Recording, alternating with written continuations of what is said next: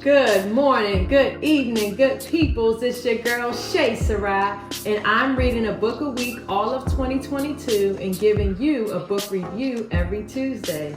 This week's book is How to Meditate by Pema Chödrön. It's a practical guide to making friends with your mind. Let's jump right in.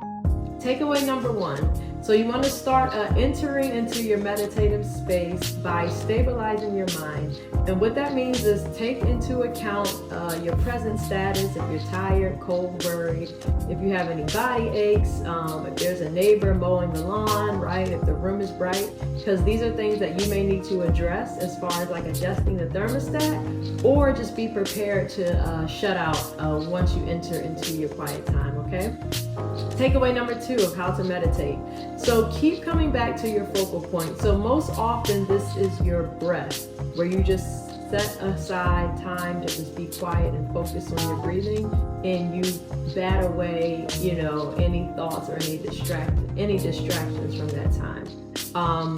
But you want to keep coming back to your focal point. Again, this is often your breath. Some people have used candles. There are a number of things that you can use, but the lesson here is that no matter how far your mind strays with your thoughts, right, to just keep bringing your mind back to your focal point. And in that, you are exercising your meditation muscles. All right, takeaway number 3. In contrast to batting out those thoughts, meditation actually can and should be used to engage and navigate unpleasant thoughts and experiences. So you should feel them, study them, understand them, and be with them until they dissolve. Now, this can take a few times before you notice any difference with that experience or the effects of that experience.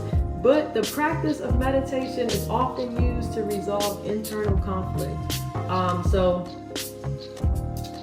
the main thing that I learned from this book is just be quiet, find a quiet space, sit with yourself, sit with your thoughts, and monitor them. What are you thinking about, and why are you thinking about that? Why does this thought, if it's a recurring thought, you at some point you have to pay attention to it, and then that's when you feel it and you get into it and you try to understand why you're having that recurring thought.